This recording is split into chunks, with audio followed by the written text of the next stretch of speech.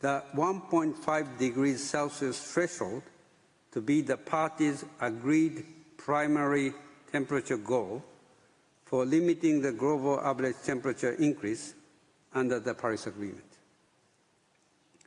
The Court notes that the principle of common but differentiated responsibilities and respective capabilities has been formulated differently in the Paris Agreement through the addition of the phrase, I quote, "in the light of different national circumstances," end of quote.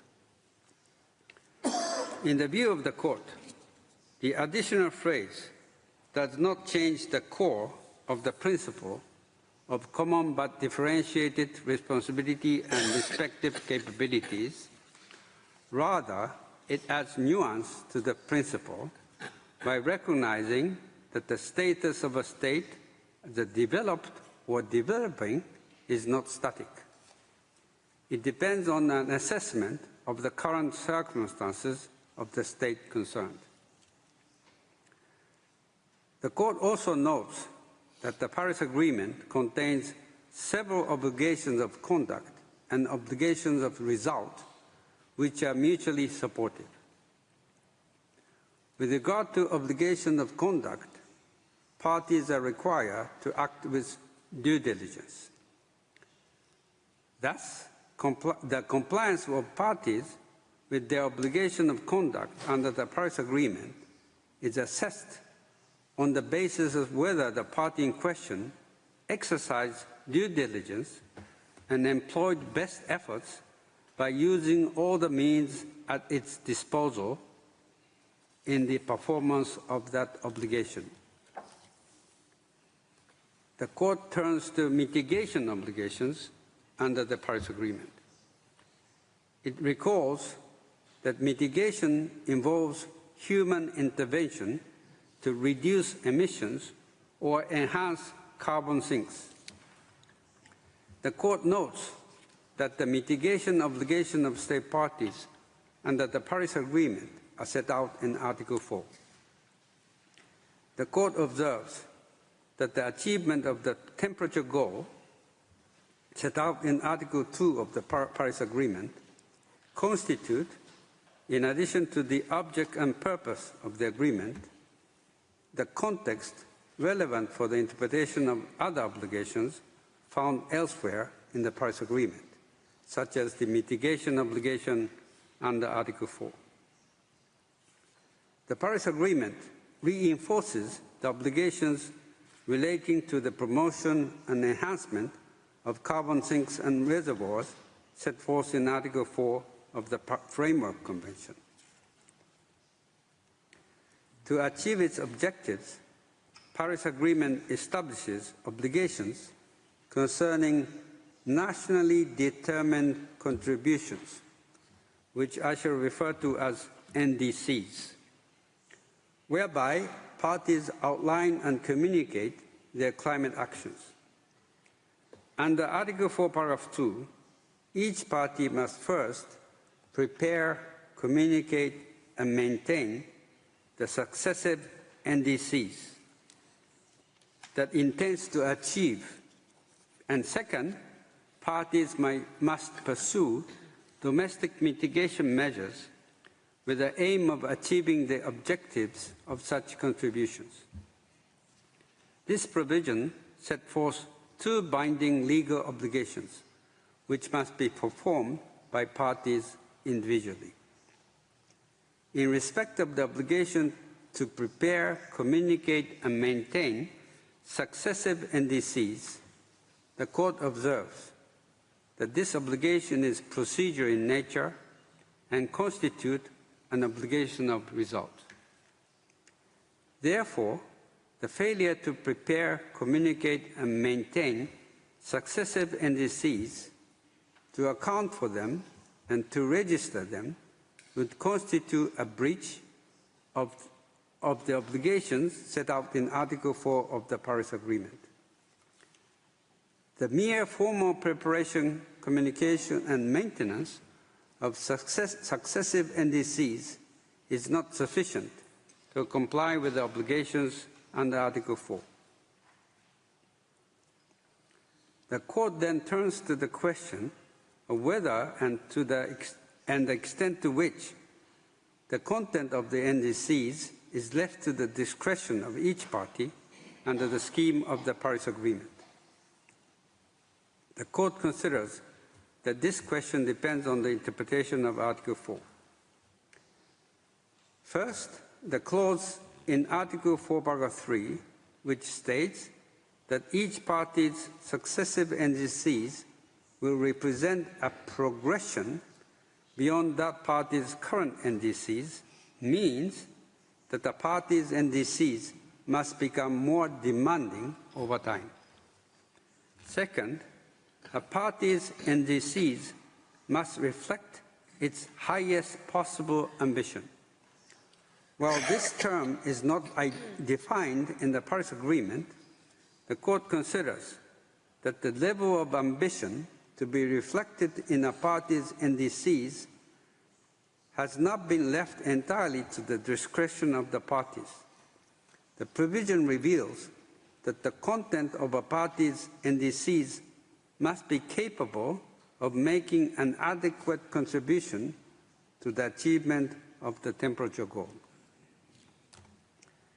In light of the above, the Court considers that the discretion of parties in the preparation of their NDCs is limited. As such, in the exercise of their discretion, parties are obliged to exercise due diligence and to ensure that their NDCs fulfill their obligations under the Paris Agreement. In the current context, because of the seriousness of the threat posed by climate change, the standard of due diligence to be applied in preparing NDCs is stringent. This means that each party has to do its utmost to ensure that the NDCs it puts forward represent its highest possible ambition in order to realize the objectives of the agreement. The obligation to prepare and communicate NDCs applies to all parties.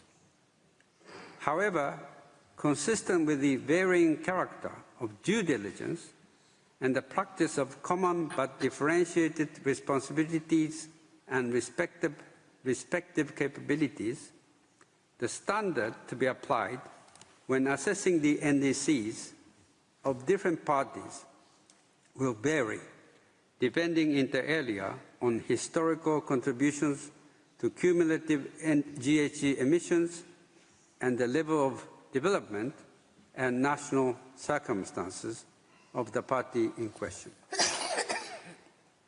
In light of the foregoing, the Court concludes that rather than being entirely discretionary, as some participants argued, NDCs must satisfy certain standards under the Paris Agreement. All NDCs prepared, communicated, and maintained by parties under the Paris Agreement must, when taken together, be capable of realizing the objectives of the agreement which are set out in Article 2.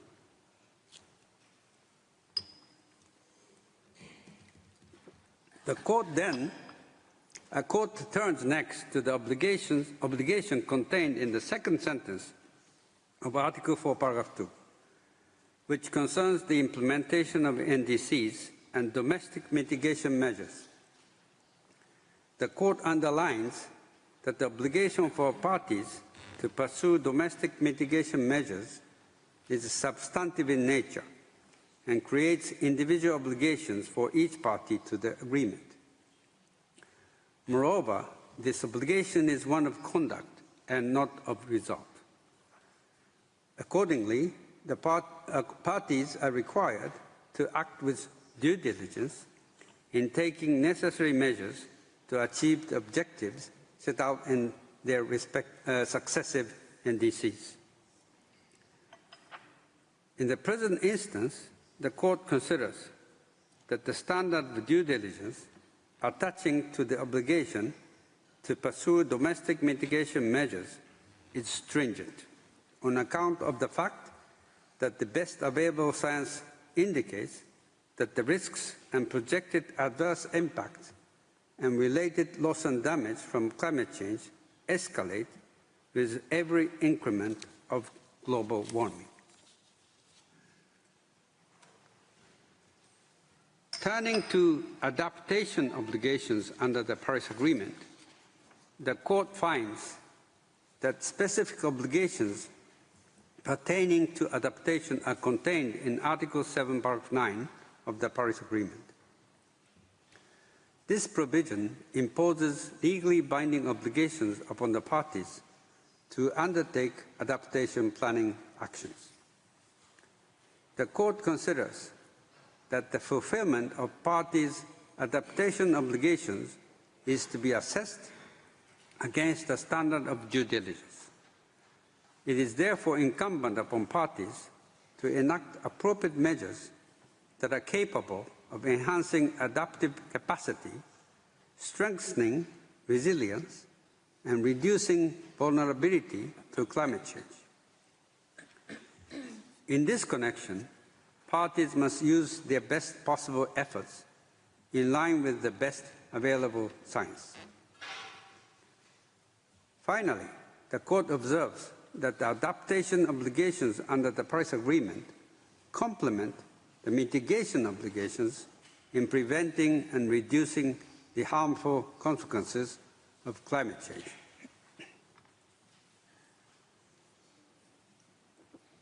Next, the Court notes that the Paris Agreement establishes obligations of cooperation with respect to specific issue areas such as adaptation and loss and damage. As observed earlier, in respect of the obligation to cooperate under the Framework Convention, such obligations exist for states both under conventional international law, including Articles 7, 9, 12 of the Paris Agreement, and customary international law.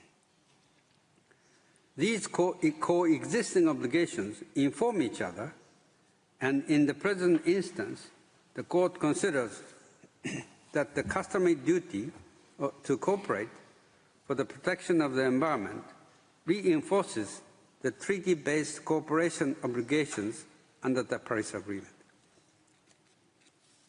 The Court notes that states are free to select the means of cooperating as long as such measures are consistent with the obligation of good faith and due diligence. The Court considers that the principal forms of cooperation prescribed by the Paris Agreement are financial assistance, technology transfers, and capacity building. For all these reasons, the Court considers that the climate change treaties establish stringent obligations upon states to ensure the protection of the climate system and other parts of the environment from anthropogenic GHG emissions.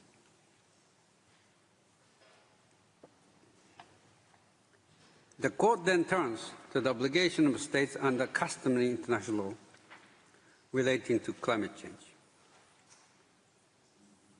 With regard to the duty to prevent significant harm to the environment, the Court considers that it also applies to the climate system, which is an integral and vitally important part of the environment and which must be protected for present and future generations. There are two main elements of this duty: the environmental harm to be prevented and due diligence as the required standard of conduct. For the duty to prevent to arise, there must be a risk of significant harm to the environment. This is the case either where no harm has yet been caused, but the risk of future significant harm exists, or where some harm has already been caused and there exists a risk of further significant harm. whether an activity constitutes a risk of significant harm depends on both the probability or foreseeability of the occurrence of harm and its severity or magnitude. It should therefore be determined by, among other factors, an assessment of the risk and level of harm combined. The degree of a given risk of harm is always an important element for the application of the due diligence standard. The higher the probability and the seriousness of possible harm, the more demanding the required standard of conduct. The Court is of the view that the risk of significant harm may also be present in situations where significant harm to the environment is caused by the cumulative effect of different acts undertaken by various states and by private actors subject to their respective jurisdiction and control, even if it is difficult in such situations to identify a specific share of responsibility of any particular state. State must assess the possible cumulative effects of their acts and the planned activities under their jurisdiction or control. In the context of climate change, it is the sum of all activities that contribute to anthropogenic GHG emissions over time, not any specific emitting activity, which produces the risk of significant harm to the climate system. The risk associated with the climate change is a consequence of a combination of activities by different states, and that states need to avert the risk through a coordinated and cooperative response.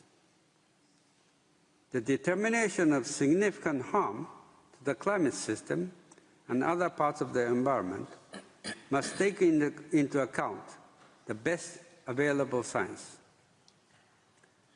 The question whether any specific harm or risk of harm to a state constitute a relevant adverse effect of climate change must be assessed in concreto in each individual situation or case. Accordingly, the Court considers that the diffuse and multifaceted nature of various forms of conduct which contribute to anthropogenic climate change does not preclude the application of the duty to prevent significant harm to the climate system and other parts of the environment. With regard to due diligence as the required standard of conduct, the Court reaffirms that states must fulfill their duty to prevent significant harm to the environment by acting with due diligence. The following elements are particularly relevant when it comes to determining what due diligence requires from a state in a particular situation, including in the context of climate change. First, appropriate rules and measures, including but not limited to regulatory mitigation mechanisms that are designed to achieve the deep, rapid, and sustained reductions of GHG emissions that are necessary for the prevention of significant harm to the climate system, and adaptation measures. Second, the availability of and the need to acquire and analyze scientific and technological information. Third, current standards that may arise from binding and non-binding norms and that may be reflected in certain decisions of the Conference of Parties to the Climate Change Treaties and in recommended technical norms and practices. Fourth, the capabilities of a state as reflected in the principle of common but differentiated responsibilities and respective capabilities. Fifth, scientific information regarding the probability and seriousness of possible harm, as states should not refrain from or delay taking actions of prevention in the face of scientific uncertainty. Six, the duty to exercise due diligence in preventing significant harm to the environment also required states to take certain procedural steps, including conduct of a risk assessment and environmental impact assessment and notification and consultation, which are particularly warranted when an activity significantly affects collective efforts to address harm to the climate system. Turning to the duty to cooperate for the protection of the environment, the Court recalls that it has customary character. The Court emphasizes the importance of cooperation in the context of a resource shared by a limited number of states. This applies even more to the climate system, which is a resource shared by all states. Cooperation between states is the very foundation of meaningful international efforts with respect to climate change. The duty to cooperate requires sustained and continuous forms of cooperation, of which treaties and their coordinated forms of implementation are a principal expression. While states are not required to conclude treaties, they are required to make good faith efforts to arrive at appropriate forms of collective actions. States must cooperate to achieve concrete emission reduction targets or a methodology for determining contributions of individual states, including with respect to the fulfillment of any collective temperature goal. The Court recognizes that the duty to cooperate leaves states some discretion in determining the means for regulating their GHG emissions. However, this discretion cannot serve as an excuse for states to refrain from cooperating with the required level of due diligence or to present their effort as an entirely voluntary contribution which cannot be subjected to scrutiny. The Court then turns to the relationship between obligations arising from treaties and those arising from customary international law relating to climate change. The Court recalls that the treaty rules and rules of customary international law as norms belonging to two sources of international law retain a separate existence. However, when several norms bear on a single issue, they should, to the extent possible, be interpreted so as to give rise to a single set of compatible obligations. The climate change treaties establish standards that may enable or facilitate the identification and application of the diligence that is due in specific instances. The Court also considers that the obligations arising from the climate change treaties, as interpreted herein, and state practice in implement them, inform the general customary obligations, just as the general customary obligations provide guidance for the interpretation of the climate change treaties.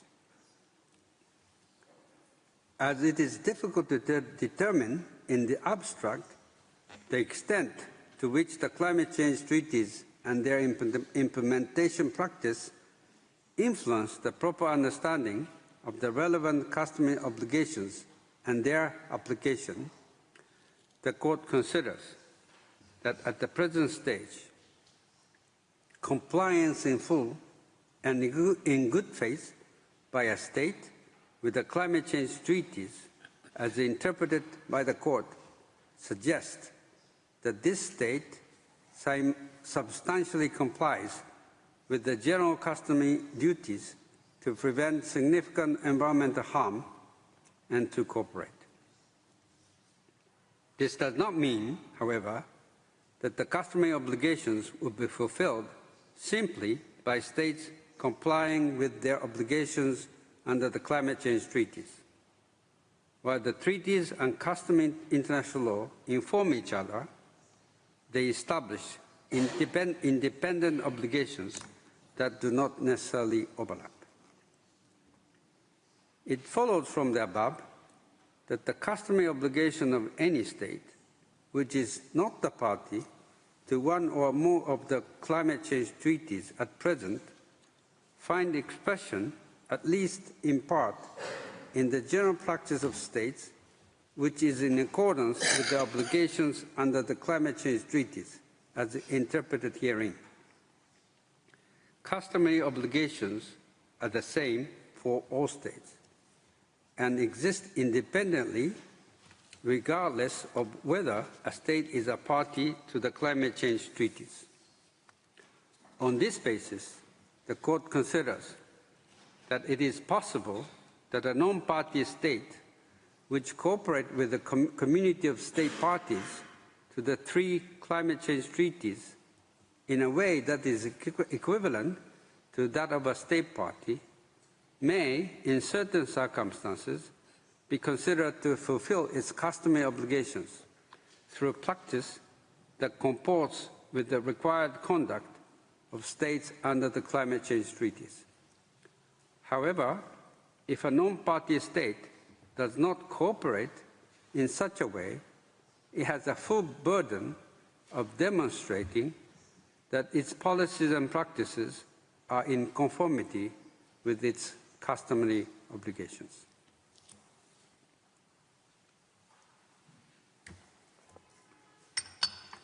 The Court then addresses the obligation of states under other environmental treaties. It examines in turn the relevant obligations in the Ozone Layer Convention, the Montreal Protocol, the Biodiversity Convention, and the Desertification Convention, and concludes that the obligations under those treaties are obligations that contribute to ensuring the protection of the climate system as a whole. The Court considers that the environmental treaties it addresses, the climate change treaties, and the relevant obligation under customary international law inform each other. State parties must therefore take their obligations under these environmental treaties into account when implementing the obligations under the climate change treaties and under customary international law,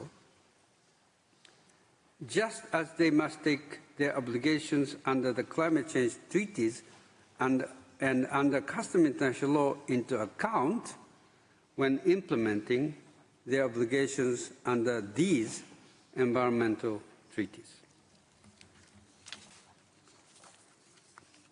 The Court then turns to the obligation of states under UNCLOS. The Court is of the view that anthropogenic GHG emissions may be characterized as pollution of the marine environment within the meaning of UNCLOS. The Court therefore considers that Part 12 of UNCLOS on the protection of the marine environment is applicable in the context of anthropogenic GHG emissions and is thus relevant to answering question A in the present advisory proceedings. On this basis, the Court considers the most relevant obligation of states under UNCLOS to ensure the protection of the climate system. In the view of the Court, the obligation under Article 192 of UNCLOS consists of a positive obligation to take measures to protect and preserve the marine environment, and a negative obligation not to degrade it. Standard of due diligence to be applied when complying with the obligation to protect and preserve the marine environment is stringent. The Court also observes that state parties are, under Article 194, Paragraph 1 of UNCLOS, under an obligation to take all necessary measures to reduce and control pollution with the ultimate aim of preventing its occurrence altogether, although they are not required to ensure an immediate cessation of marine pollution caused by anthropogenic GHG emissions. In the view of the Court, it is not necessarily sufficient for state parties to fulfill the obligations under the Framework Convention and the Paris Agreement in order to satisfy the obligation laid down by Article 194, Paragraph 1 of UNCLOS. The Court considers that what constitutes a necessary measure within the meaning of that provision should be assessed according to objective criteria, taking into account the best available science, international rules and standards relating to climate change, and the available means and capabilities of the state concerned, including their different national circumstances. With regard to the obligation to cooperate under Article 197 of UNCLOS, the Court is of the view that it is an obligation of conduct which requires states to act with due diligence.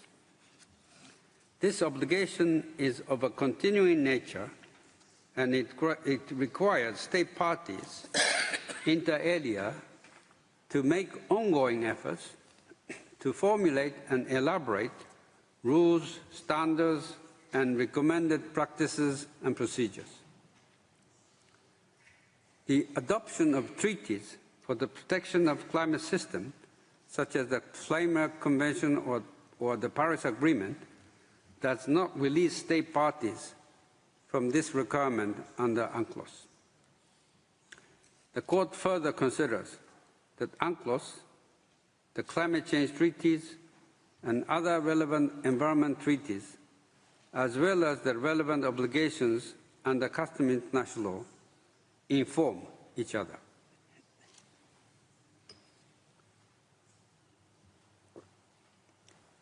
The Court then turns to the obligation of states in relation to sea level rise and related issues. With respect to sea level rise and its implications, the Court considers that the provisions of UNCLOS do not require state parties in the context of physical changes resulting from climate change-related sea level rise to update their charts or list of geographical coordinates that show the baselines and outer limit lines of their maritime zones, once they have been duly established in conformity with the Convention. For this reason, state parties to UNCLOS are under no obligation to update such charts or list of geographical coordinates. The Court notes that several participants argued that sea level rise also poses a significant threat to the territorial integrity and thus to the very statehood of small island states. In their view, in the event of the complete loss of a state's territory and the displacement of its population, a strong presumption in favor of continued statehood should apply. In the view of the Court, Once a state is established, the disappearance of one of its constituent elements would not necessarily entail the loss of its statehood. The Court then turns to the obligation of states under international human rights law. At the outset, it notes that the environment is the foundation for human life, upon which the health and well-being of both present and future generations depend. The Court thus considers that the protection of the environment is a precondition for the enjoyment of human rights. The Court notes that the adverse effects of climate change, including inter alia, the impact on the health and livelihoods of individuals through events such as sea level rise, drought, desertification, and natural disasters, may significantly impair the enjoyment of certain human rights, including the right to life. The Court considers that conditions resulting from climate change, which are likely to endanger the lives of individuals, may lead them to seek safety in another country or prevent them from returning to their own. In the view of the Court, states have obligations under the principle of non-refoulement, where there are substantial grounds for believing that there is a real risk of irreparable harm to the right to life if individuals are returned to their country of origin. The Court is also of the view that the adverse effects of climate change may significantly impair the effective enjoyment of such human rights as the right to health, the right to an adequate standard of living, which for its part encompasses access to food, water, and housing, the right to privacy, and the rights of women, children, and indigenous peoples.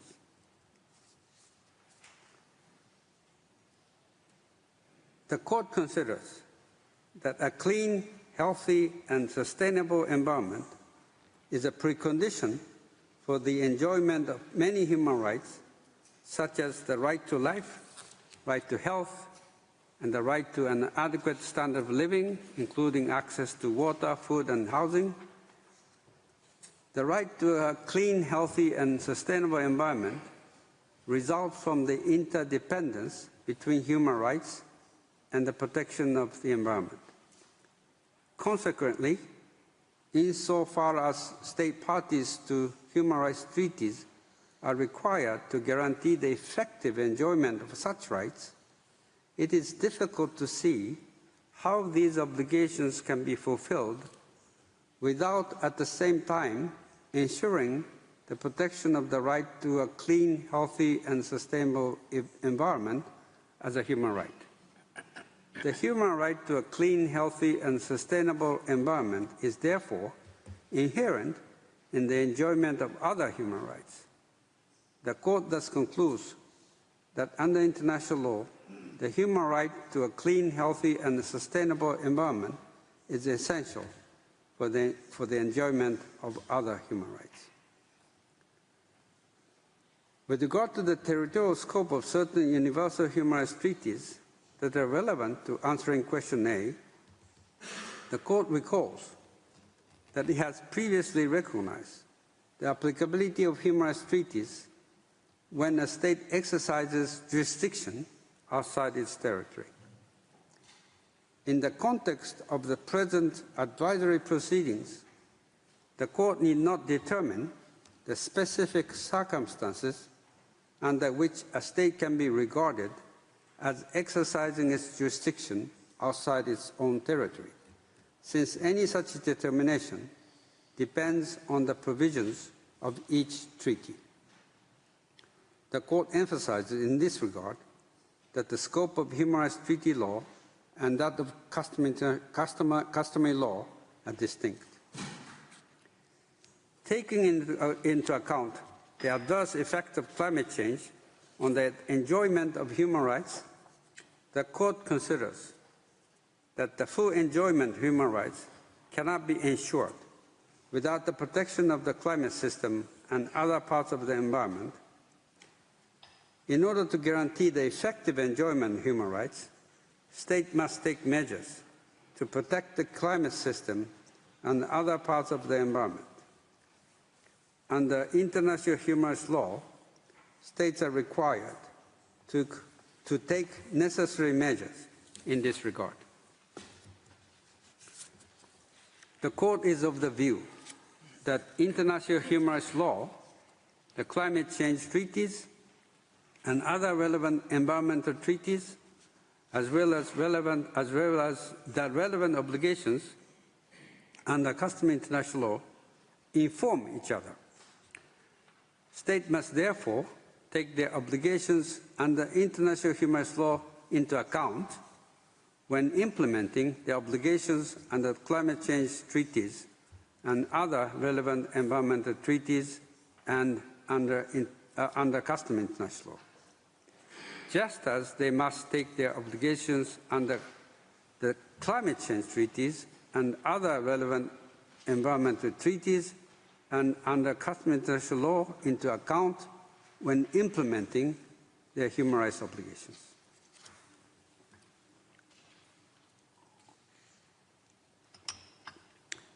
The Court then turns to question B. As observed earlier, the Court considers that this question concerns the legal consequences arising for states that have breached any of the obligations identified in relation to question A. In respect of question B, the Court's task is to identify in a general manner the legal framework under which the conduct of states can be assessed in order to determine whether a state or group of states is responsible for a breach of its obligations pertaining to the protection of the climate system and the remedies that are available to the injured state or states in case of such a breach. The Court observes that the participants in these proceedings are divided in their views as to whether the general rules on state responsibility apply in the context of climate change, or whether the legal consequences are solely or primarily governed by the climate change treaty framework. With regard to the question of applicability of the rules on state responsibility under question B, the Court notes that those rules do not vary with the nature of the wrongful act in question in the absence of a clearly expressed lex specialis. In order for the lex specialis maxim to apply, there must be some actual inconsistency or else a discernible intention that one provision is to exclude the other. The Court finds that the text, context, and object and purpose of the climate change treaties do not support the proposition that the parties intended to exclude the general rule on state responsibility. In particular, the Court finds no evidence in Articles 8 and 15 or in the procedural mechanisms thereunder of any discernible intention on the part of the parties to Paris Agreement to derogate from the customary international law rules on state responsibility for breaches of those treaty obligations. The Court concludes that responsibility for breaches of obligations under the climate change treaties and in relation to the loss and damage associated with the adverse effects of climate change is to be determined by applying the well-established rules on state responsibility under customary international law. The unprecedented nature and scale of harm resulting from climate change give rise to particular issues in relation to the application of the customary rules on state responsibility.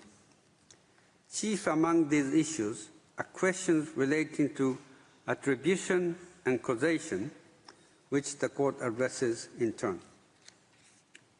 In considering the alleged difficulties in attributing actions or omissions to a state, the Court emphasizes at the outset that attribution is to be based on criteria determined by international law.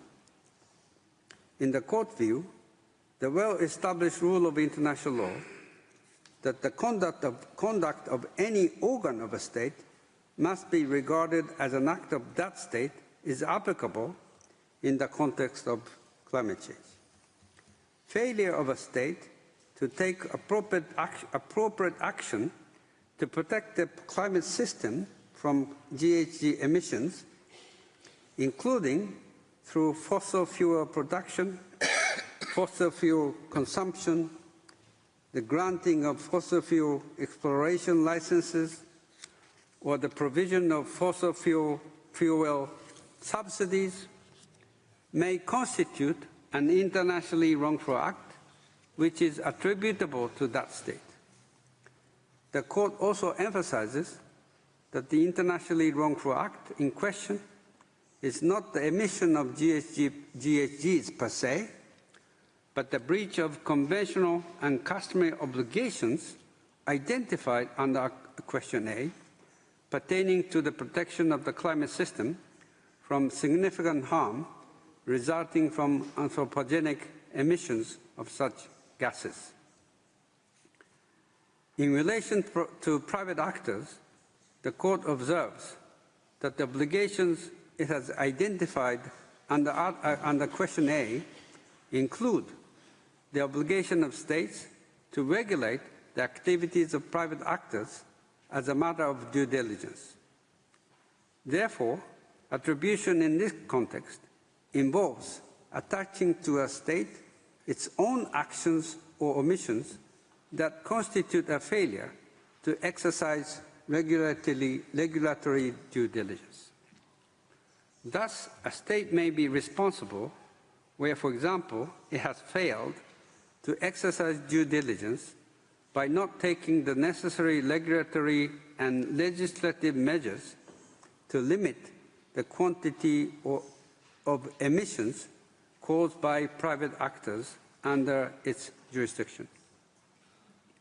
The Court further notes that some participants submitted that it is difficult to invoke responsibility in the context of climate change, given that the wrongful conduct is cumulative in nature, involving different states over a period of time and involving a plurality of states that cause injury to a plurality of injured states. In this respect, the Court observes that while climate change is caused by cumulative GHG emissions, it is scientifically possible to determine each state's total contribution to global emissions, taking into account both historical and current emissions. What constitutes a wrongful act is not the emissions in and of themselves, but actions or omissions causing significant harm to the climate system in breach of a state's international obligations. Furthermore, with respect to the invocation of responsibility for conduct involving a plurality of states that causes injury to a plurality of states, the Court acknowledges that the fact that multiple states have contributed to climate change may indeed increase the difficulty of determining whether and to what extent an individual state's breach of an obligation identified in question A has caused significant harm to the climate system. However, the Court considers that in principle, the rules on state responsibility and the customary international law are capable of addressing a situation in which there exists a plurality of injured or responsible states. Therefore, in the climate change context, the Court considers that each injured state may separately invoke the responsibility of every state which has committed an internationally wrongful act, resulting in damage to the climate system and other parts of the environment. And where several states are responsible for the same internationally wrongful act, the responsibility of each state may be invoked in relation to that act. With regard to causation, the Court begins by observing that causation of damage is not a requirement for the determination of responsibility as such. Causation or causality is a legal concept that plays a role in determining reparation. Since reparation implies the existence of damage, causation must be established between the wrongful act of a state or group of states and particular damage suffered by the injured state, or in the case of a breach of obligation under international human rights law, by the injured individuals. In the Court's view, the fact that the damage was the result of concurrent causes is not sufficient to exempt a state from any obligation to make reparation. The existing legal standard for establishing causation, which has been developed in the jurisprudence of the Court, is capable of being applied to the establishment of causation between the internationally wrongful act of non-compliance with states' obligations to protect the climate system and the damage suffered by states as a result of such a wrongful act. The Court is of the view that the required legal standard of a sufficiently direct and certain causal nexus between alleged wrongful action or omission and the alleged damage is flexible enough to address the challenges arising in respect of the phenomenon of climate change. The Court observes that causation involves two distinct elements. First, whether a given climate event or trend can be attributed to anthropogenic climate change, and second, to what extent damage caused by climate change can be attributed to a particular state or group of states. While the second element must be established in concreto in respect of specific claims brought by states in respect of damage, in many cases, the first elements may be addressed by recourse to science.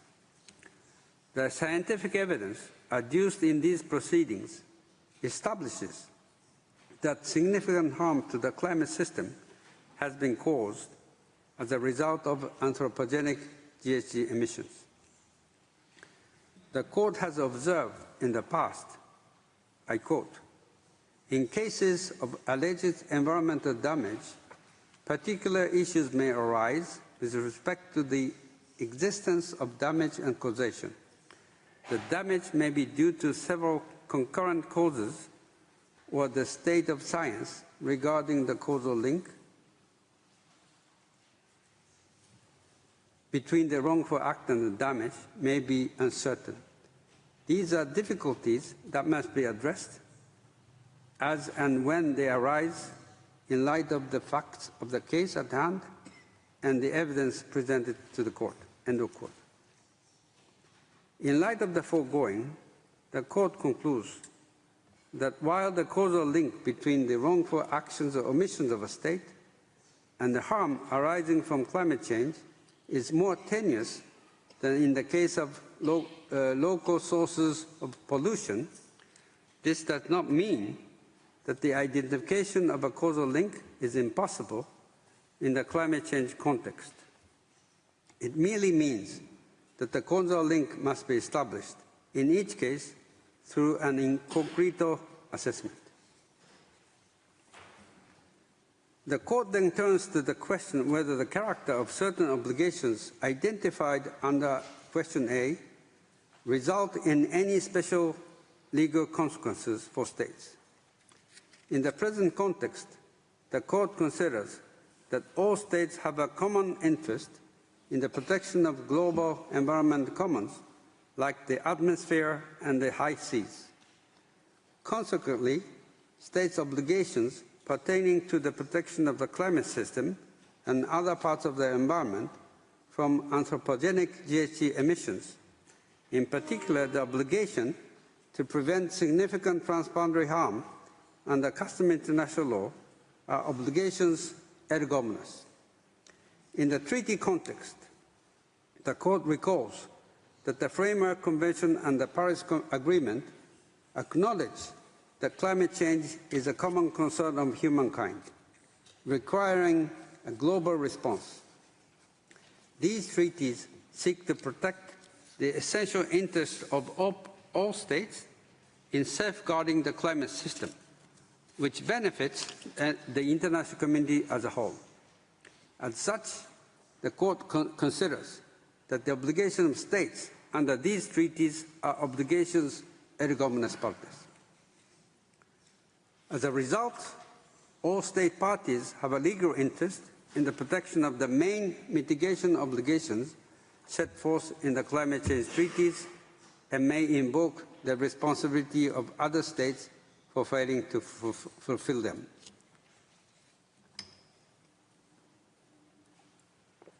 The Court then turns to the legal consequences arising from wrongful acts.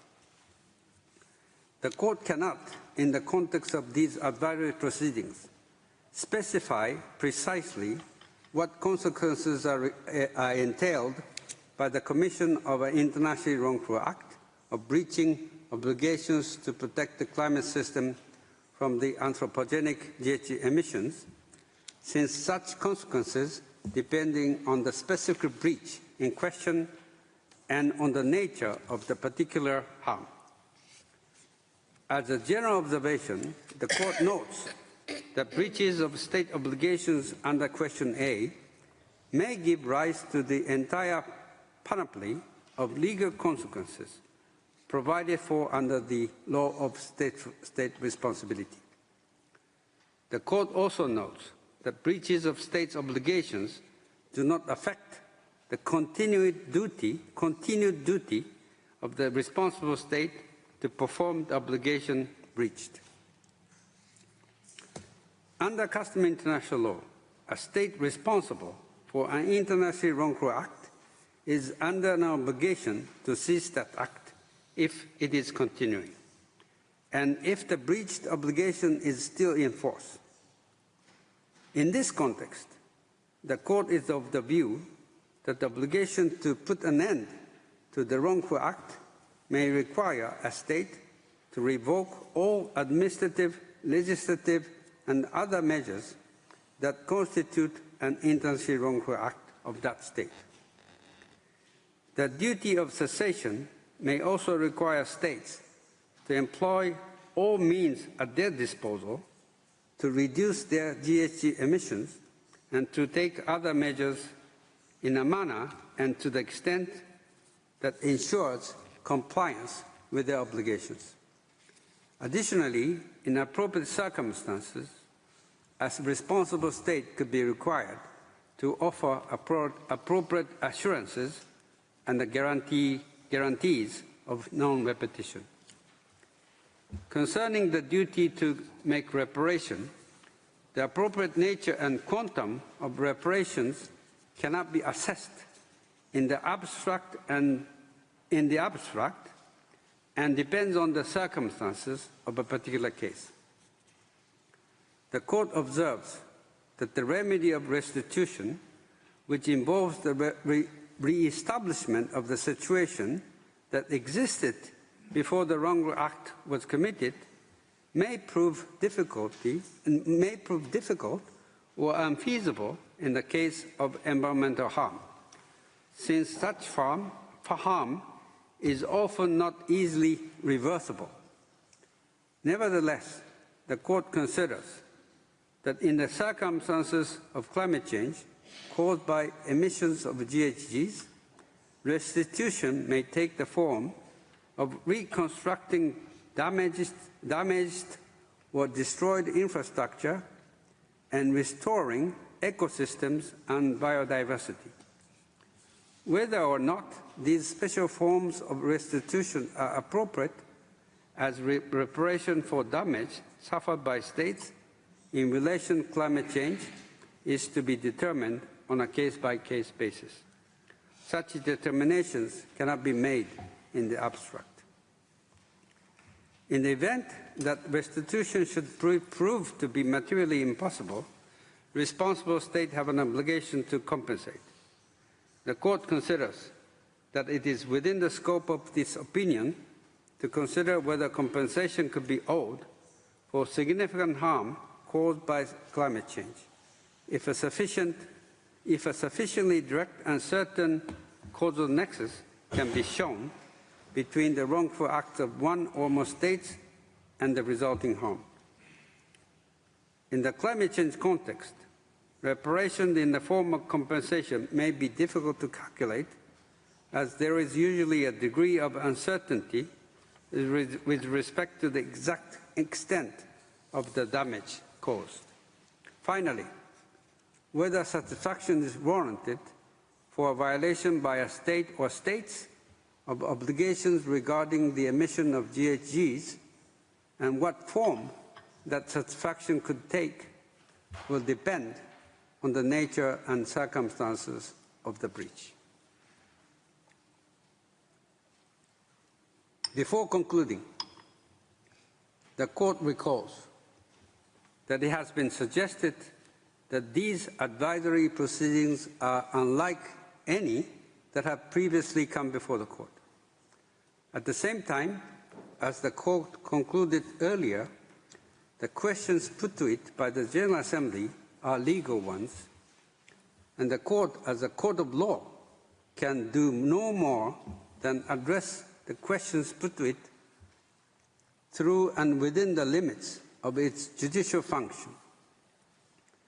This is the Court's assigned role in the international legal order. However, the questions posed by the General Assembly represent more than a legal problem. They concern an existential problem of planetary proportions that imperils all forms of life and the very health of our planet. International law, whose authority has been invoked by the General Assembly, has an important but ultimately limited role in resolving this problem. A complete solution to this daunting and self-inflicted problem requires the contribution of all fields of human knowledge, whether law, science, economics, or any other. Above all, a lasting and satisfactory solution requires human will and wisdom at the individual, social, and political levels to change our habits, comforts, and current way of life in order to secure a future for ourselves and those who are yet to come. Through this opinion, the Court participates in the activities of the United Nations and the international community represented in that body with the hope that its conclusions will allow the law to inform and guide social and political action to address the ongoing climate crisis. For these reasons, the Court, 1, unanimously finds that it has jurisdiction to give the advisory opinion requested. 2, unanimously decides to comply with the request for an advisory opinion. 3. As regards question A, put by the General Assembly, A, unanimously is of the opinion that the climate change treaties set forth binding obligations for state parties to ensure the protection of the climate system and other parts of the environment from anthropogenic greenhouse gas emissions. These obligations include the following. A. State parties to the United Nations Framework Convention on Climate Change have an obligation to adopt measures with a view to contributing to the mitigation of greenhouse gas emissions and adapting to climate change. B. State parties listed in Annex 1 to the United Nations Framework Convention on Climate Change have additional obligations to take the lead in combating climate change by limiting their greenhouse gas emissions and enhancing their greenhouse gas sinks and reservoirs. C. State parties to the United Nations Framework Convention on Climate Change have a duty to cooperate with each other in order to achieve the underlying objective of the Convention. D. State parties to the Kyoto Protocol must comply with applicable provisions of the Protocol. E. State parties to the Paris Agreement have an obligation to act with due diligence in taking measures in accordance with their common but differentiated responsibilities and respective capabilities, capable of making an adequate contribution to achieving the temperature goal set out in the agreement. F. State parties to the Paris Agreement have an obligation to prepare, communicate, and maintain successive and progressive nationally determined contributions which, inter alia, when taken together, are capable of achieving the temperature goal of limiting global warming to 1.5 degrees Celsius above pre-industrial levels. G.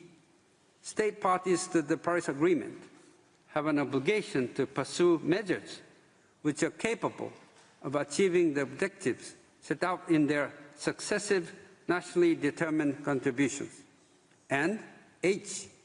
State parties to the Paris Agreement have obligations of adaptation and cooperation, including through technology and financial transfers, which must be performed in good faith. B. Unanimously is of the opinion that customary international law sets forth obligation for states to ensure the protection of the climate system and other parts of the environment from anthropogenic greenhouse gas emissions. These obligations include the following. A. States have a duty to prevent significant harm to the environment by acting with due diligence and to use all means at their disposal to prevent activities carried out within their jurisdiction or control from causing significant harm to the climate system and other parts of the environment in accordance with their common but differentiated responsibilities and respective capabilities. B. States have a duty to cooperate with each other in good faith to prevent significant harm to the climate system and other parts of the environment, which requires sustained and continuous forms of cooperation by states when taking measures to prevent such harm. C. Unanimously is of the opinion that state parties to the Vienna Convention for the Protection of the Ozone Layer and to the Montreal Protocol on substances that deplete ozone layer and its Kigali Amendment, the Convention on Biological Diversity, and the United Nations Convention to combat desertification in those countries experiencing serious drought and or desertification, particularly in Africa, have obligations under these treaties to ensure the protection of the climate system and other parts of the environment from anthropogenic greenhouse gas emissions. D, unanimously, is of the opinion that state parties to the United Nations Convention on the Law of the Sea have an obligation to adopt measures to protect and preserve the marine environment, including from the adverse effects of climate change, and to cooperate in good faith. E, unanimously, is of the opinion that states have obligations under international human rights law to respect and ensure the effective enjoyment of human rights by taking necessary measures to protect the climate system and other parts of the environment. 4, as regards question B put by the General Assembly, unanimously is of the opinion that the breach by a state of any obligations identified in response to question A constitute an internationally wrongful act entailing the responsibility of that state. The responsible state is under a continuing duty to perform the obligation breached.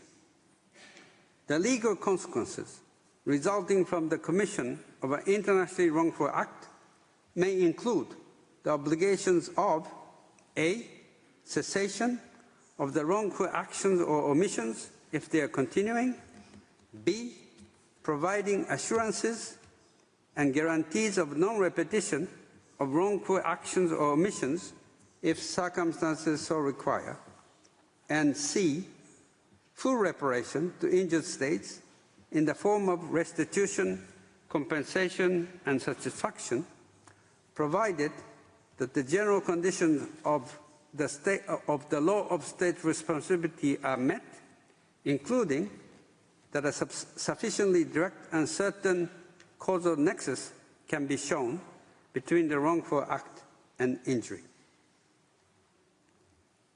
I shall now call upon the registrar to read the operative part of the opinion in French. Par ces motifs. For these reasons, the Court, 1, unanimously finds that it has jurisdiction to give the advisory opinion requested. 2, unanimously decides to comply with the request for an advisory opinion. 3, as regards question A, put by the General Assembly, A, unanimously, is of the opinion that the climate change treaties set forth binding obligations for states parties to ensure the protection of the climate system and other parts of the environment from anthropogenic greenhouse gas emissions.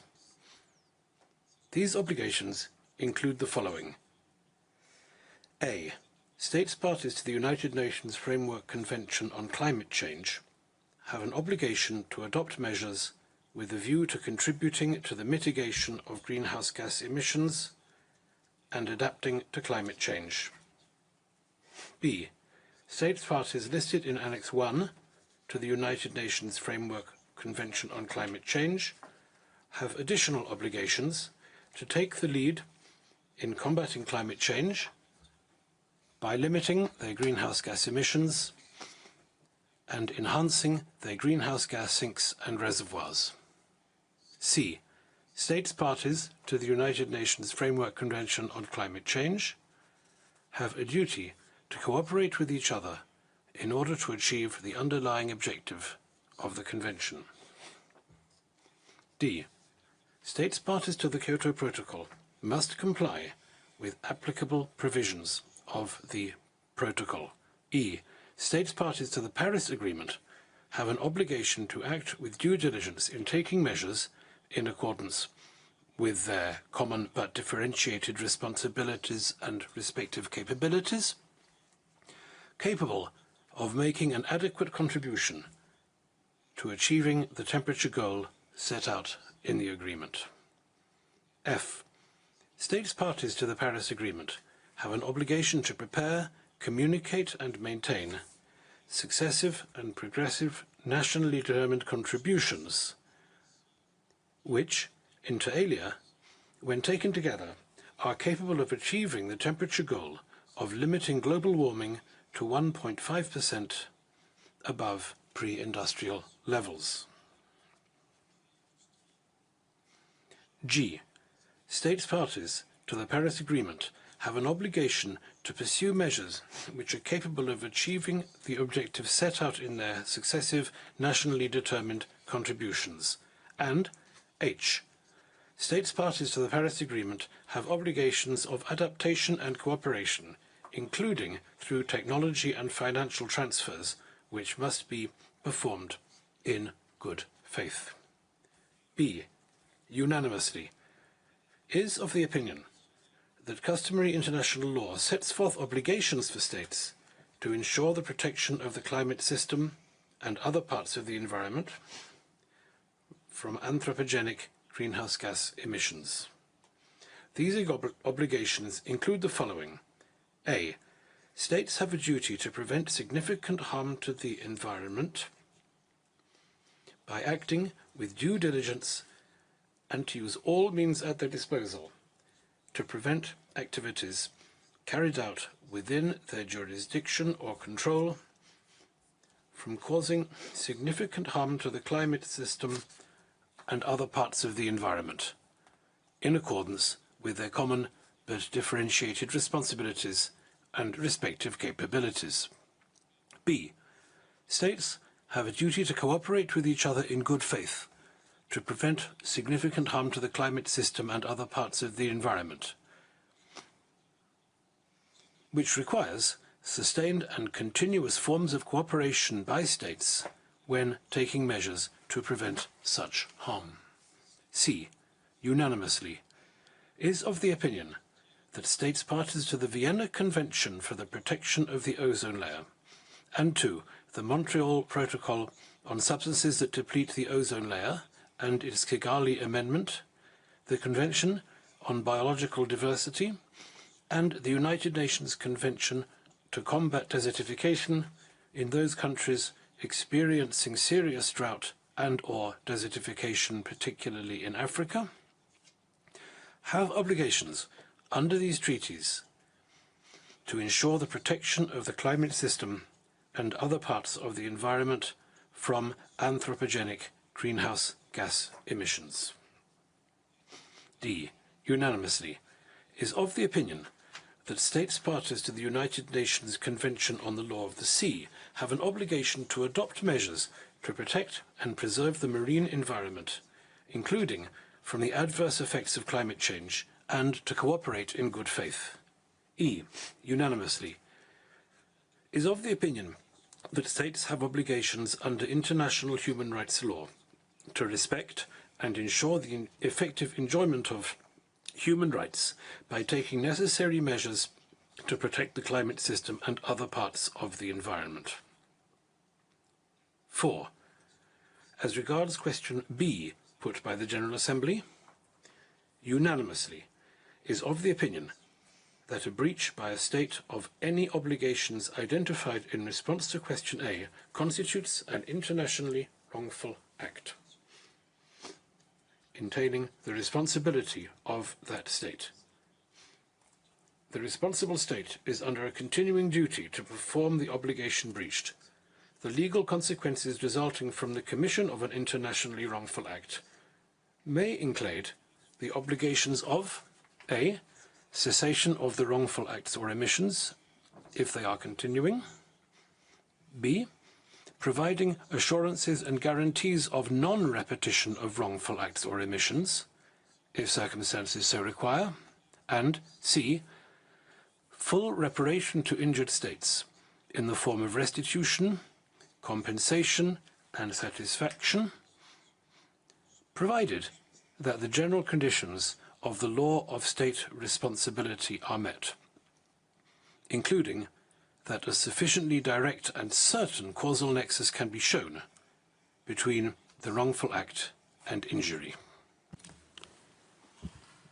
Vice President Sabatini appends a separate opinion to the advisory opinion of the court. Judge Tomka appends a declaration to the advisory opinion of the court. Judges Yusuf, Chue, and Bandari append a separate opinions to the advisory opinion of the court. Judges Bandari and Cleveland append a joint declaration to the advisory opinion of the court. Judge Nolte appends a declaration to the advisory opinion of the court. Judge Charlesworth appends a separate opinion to the advisory opinion of the court. Judges Charlesworth, Brandt, Cleveland, and Arescu append a joint declaration to the advisory opinion of the court.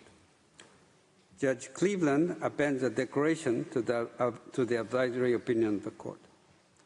Judge Arescu appends a separate opinion to the advisory opinion of the court.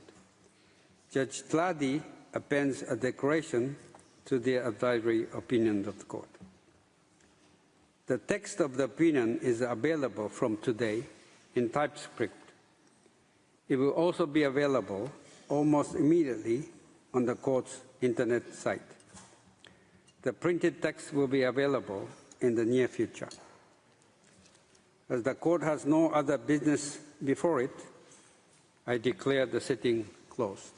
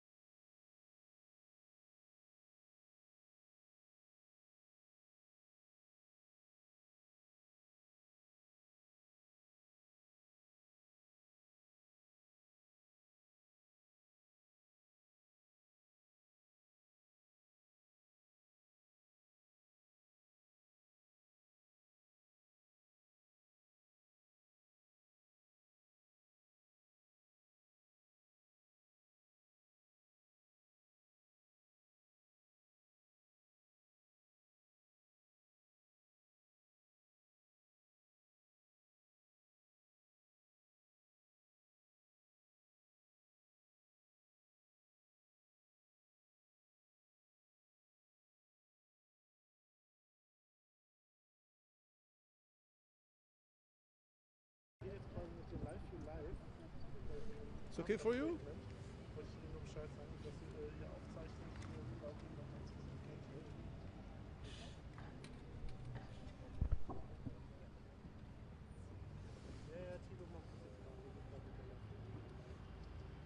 Oui, c'est bon. Okay. Okay. You want me to speak?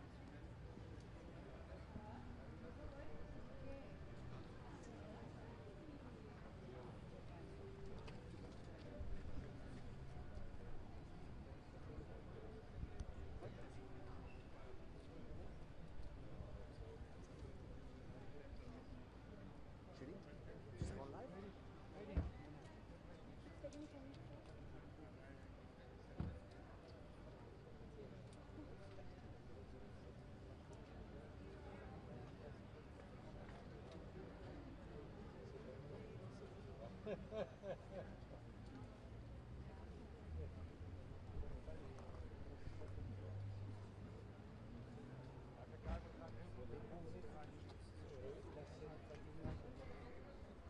think you're in the feel of the colors.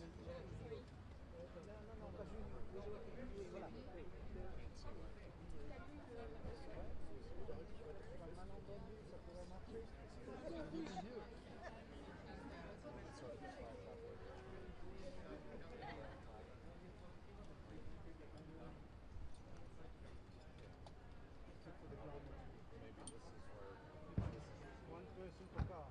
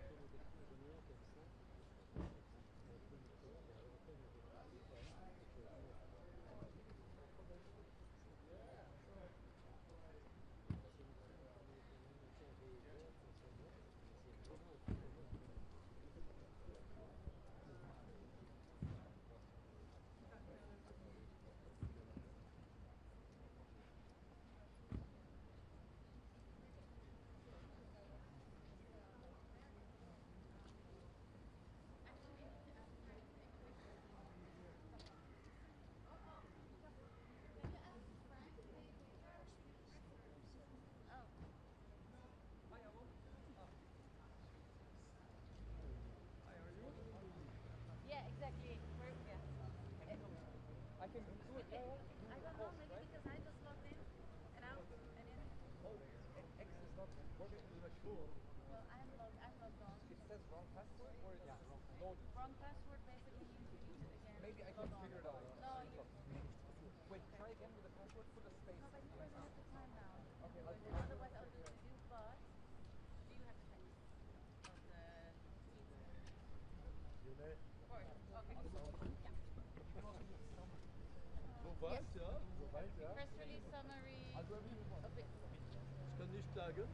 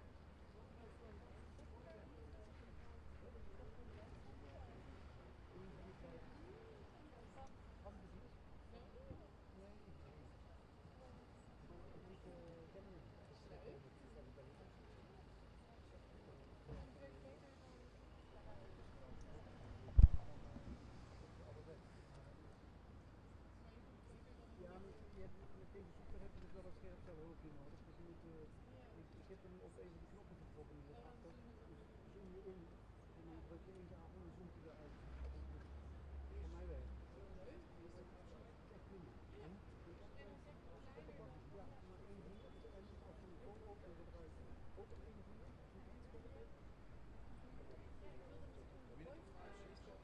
dit is allemaal niet, maar ik wil heel graag een foto van al die journalisten die klaarstaan. Ja. Zeg dat voor jou. Molly, get in the picture. At work?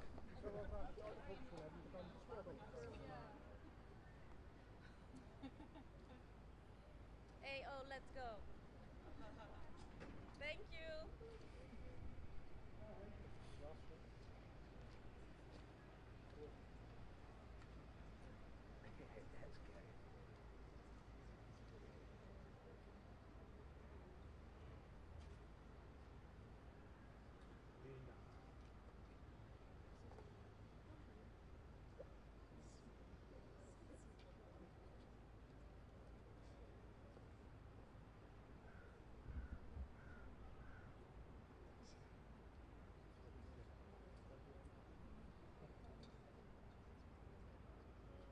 How many press conferences? I hope we said 4. Okay. Allowed before, maybe people are bored and tired now. So.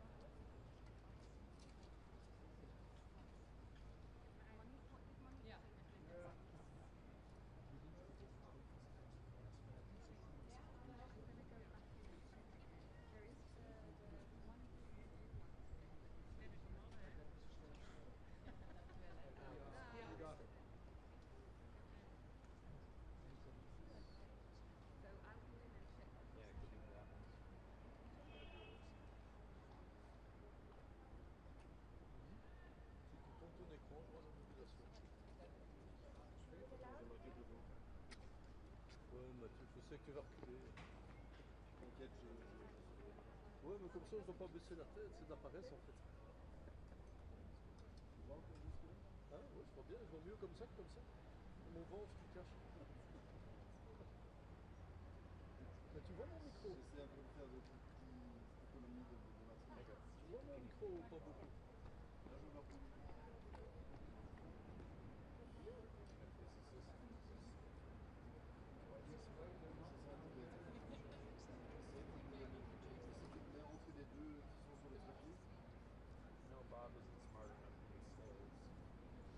Ah ouais, mais c'est nos amis photographes qui ne seront pas contents.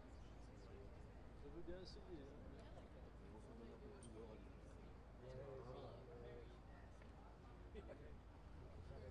Il est bien vertical. Il est bien vertical? Ça, je ne sais pas voir ici. C'est vertical. Hein.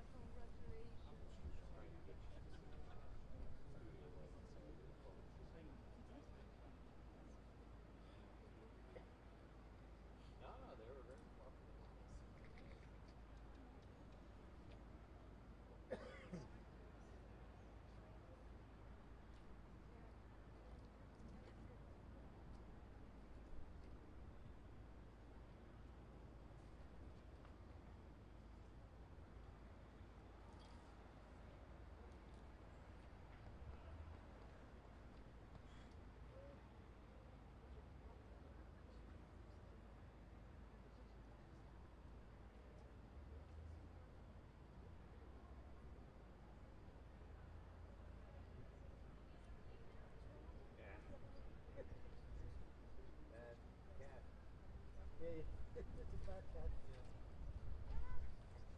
And the Gabia. But I'm surprised they get along well. They got along really well. And he would be, you know, in the area they bounce. You know, like this. He was like bouncing through the bush that they'd sleep together and Would you have them like as cats or kittens together? just go along. We wanted to get a guinea for a dachshund. Yeah. And my sister's veterinarian said not to tackle them, just kill them. They're hunting dogs.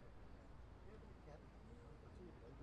Well, that's what I was wondering, because we had talked about, like, if they grew up as, like, from a puppy with the guinea pig, would that, like, getting used to each other, would that just open up their And one of them though, was half cat person, also hunted. And he would hunt at farm alone. Go hunting by himself. Come back next day. But is it a little thing? Never bothered. No. But that was in the house. You know? I think it can make a difference. Yeah. I'm a little afraid that if we got a dachshund and killed our guinea pigs, my wife would traumatize. That was like traumatizing. And she would never be able to live with the dachshunds.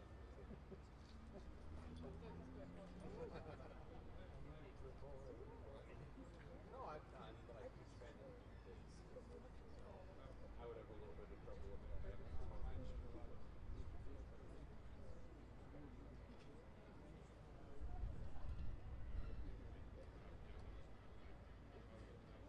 Oh, the ice cream.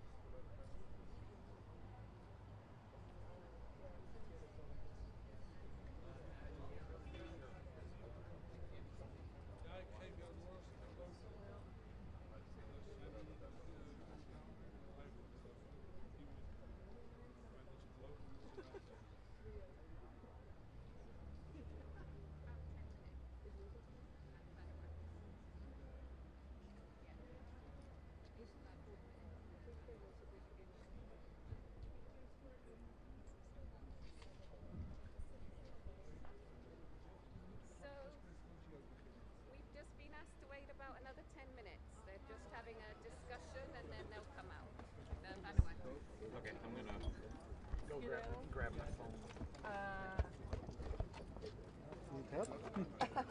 It's okay, thank you.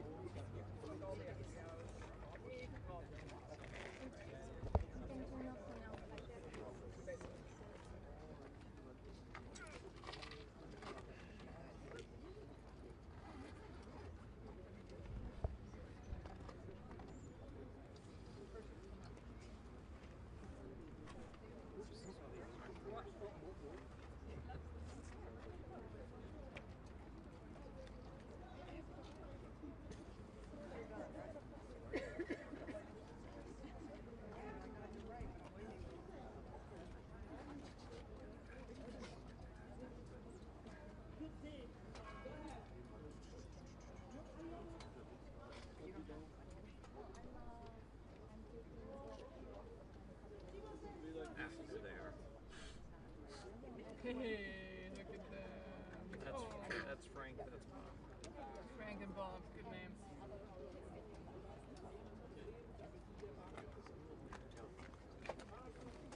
We had Joe for a while, but then she had, because I guess guinea pigs are really susceptible to stomach issues. Well, all they do is eat, and She had a stomach issue. I'll leave it at that. You'll be standing here. Yeah. Yeah. Okay. I didn't run away. No choice. Just put the cage on the ground. Yeah.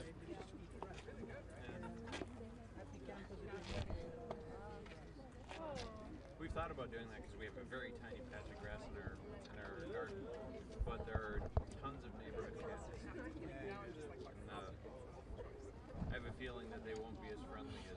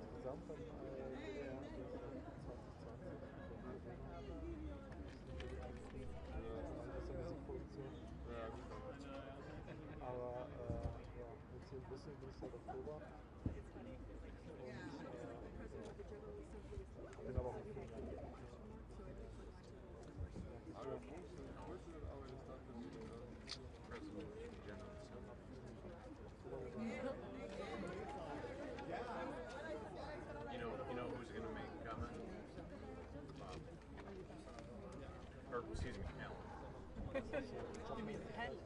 Yeah. Bob, Alan. No, I think Rob will leave with the president.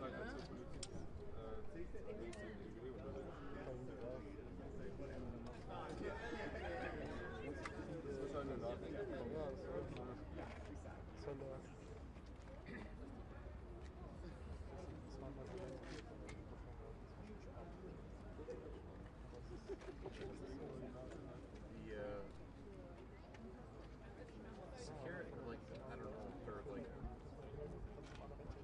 East Palestinians, but they look like they're right out of Chicago or something. Yeah? I've never been in Chicago.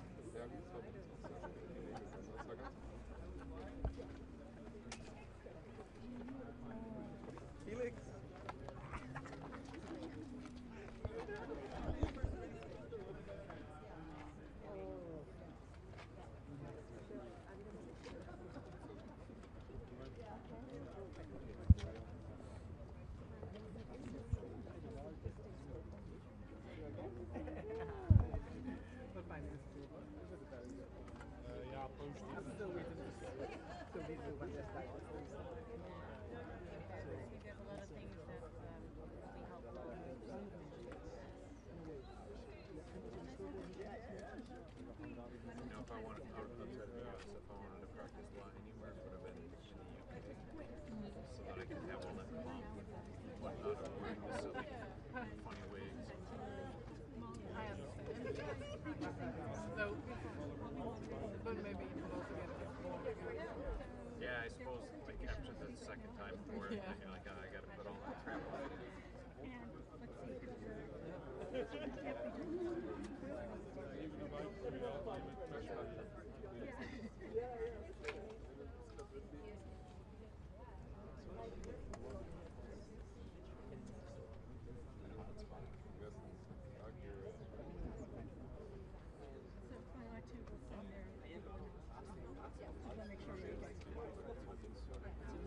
Yeah, yeah, a hotspot. Just I cable it because you get interference Okay. sometimes, especially with the video transmission. Yeah. Same thing. Cable it.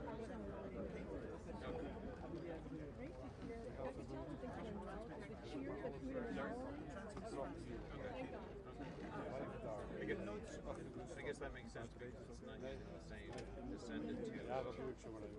Dus die daar staat, die staat ook naar beneden. De werd maar niet Wireless connection. Yeah.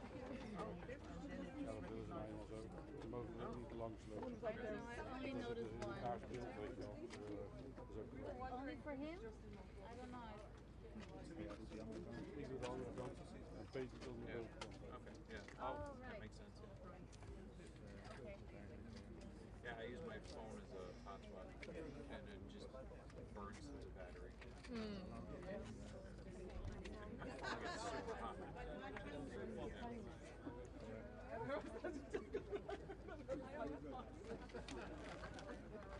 Ja, nou, we gaan maar niet. Jij achter mij reageren? Die man reageren? Nee, dat is goed om te zien.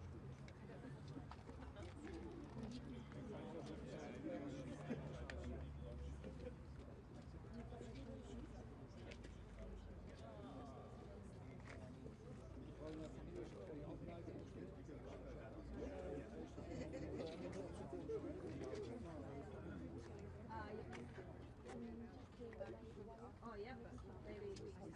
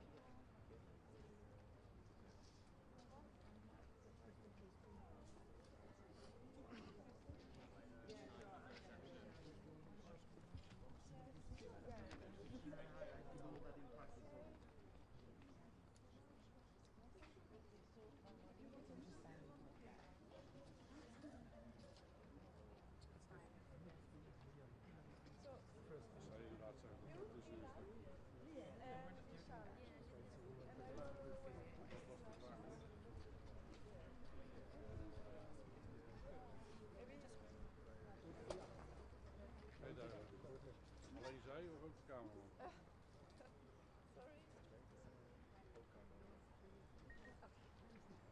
Toch, we gaan zo beginnen.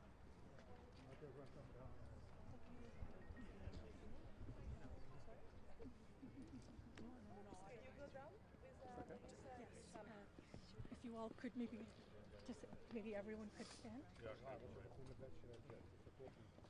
Minister Reagan Vanu, Mr. Kiloway, maybe over here, and Michelle next to us. Maybe on this Margareta and Julian and Coral.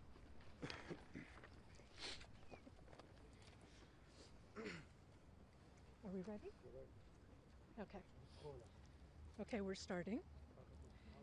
Thank you for joining us today. I'm Preeti Singh, and I'll be the moderator for this press conference, which is hosted by the Government of Vanuatu. The International Court of Justice has just issued its advisory opinion, clarifying the obligations of states in respect of climate change. The Government of Vanuatu, with allies, led the campaign at the state level to obtain this advisory opinion.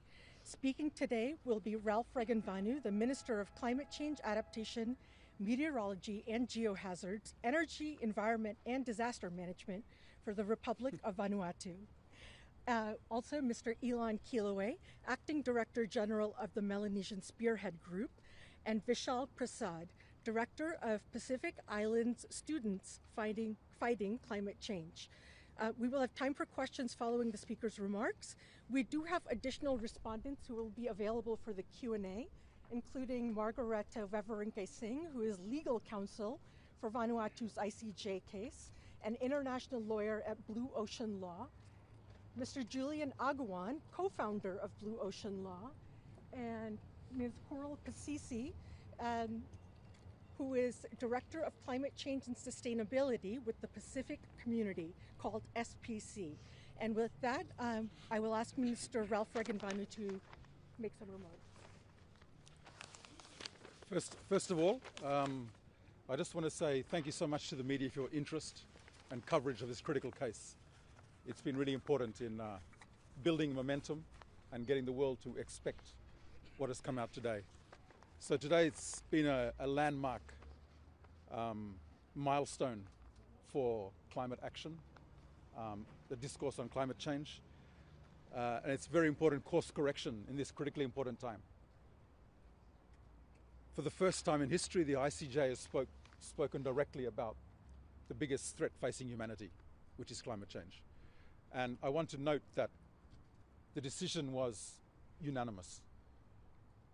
And it reminds me of 29th of March last year, when the General Assembly referred the question here, and it was also unanimous, which is the first time in the history of referrals to the ICJ. And I don't know to what extent this unanimity of the court is historic as well. But it really points to the critical nature of this issue, and also the consensus of most people in the world that we need to really address it as a matter of urgency. I want to also reflect on the importance of the science. We heard from this advisory opinion that climate science is the heart of climate law and the compass for climate justice. The evidence is clear, and we can see it everywhere, that climate change is affecting everybody all over the world. For the first time ever, this past decade includes the 10 hottest years on record, and last year being the hottest ever.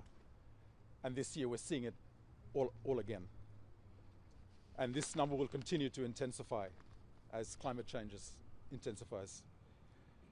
So today's ruling is a landmark moment, and it's confirmed what vulnerable nations have been saying and we've known for so long, that states do have legal obligations to act on climate change, and these obligations are grounded in international law, they're grounded in human rights law, and they're grounded in the duty to protect our environment, which we heard the court refer to so much. And these aren't aspirational ideas, as some would have it. The court has just confirmed they are binding duties. And the advisory opinion has clarified the legal consequences for states which fail to discharge these obligations. So we're approaching COP. We're a decade on now from the Paris Agreement.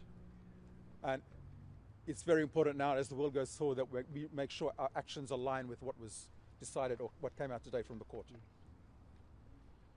Today's ruling, I'm sure, will also inspire new cases where victims around the world in a legal sense realize that they can claim their rights and seek accountability. I know you're all wondering what's next. We're now going to take the ICJ ruling, this one, back to the United Nations General Assembly and pursue a resolution to support the implementation of the decision at the UNGA. The implementation of this decision, we hope, will set a new status quo and provide the structural changes needed to give our current and future generations hope for a healthy planet and a sustainable future. So let this be the moment when we see a change and the world turns its face towards climate justice. And this legal clarity provides us with the moral courage to take this forward. Thank you. Thank you.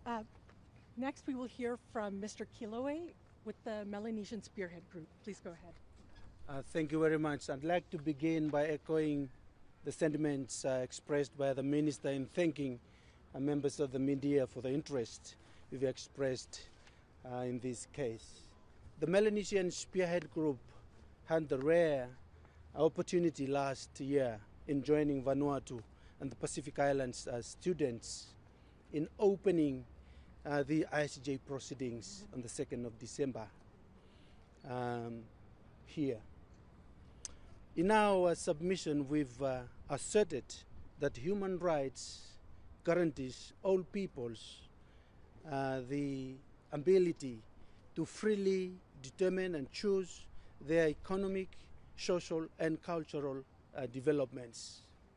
However, in the Pacific, this is virtually impossible in light of the impacts of climate change in our countries and also our communities. The Melanesian Spearhead Group, which consists of Fiji, Papua New Guinea, Solomon Islands, Vanuatu, and the Front and Socialist National Liberation of New Caledonia, we are already losing our natural resources that are critical to our cultural and physical subsistence. Our people have suffered forced relocations from our traditional territories. Our political systems are breaking down as our economy is ground to ashes. We have already lost much of what defines us as Pacific Islanders, and climate change has only gotten started. So where do we find hope? For the Melanesian Spearhead Group Secretariat, we look to Vanuatu and the Pacific Island students who have led the charge for climate justice. Their initiative exemplify the power of leadership in addressing this global crisis. Having the ICJ, the highest court in the world, to address the climate crisis is an idea that began from a spark of hope from our Pacific youth. They led the push for this case because they cannot afford to wait on the promises and the pledges of our leaders. This crisis is here and not something that can be pushed onto our next generations or the ones after that.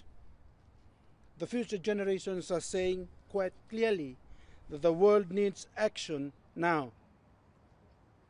The advisory opinion is not the end of the ICJ process.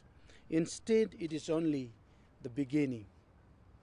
The opinion confirmed that polluter states have breached the rights of Vanuatu and other climate vulnerable states.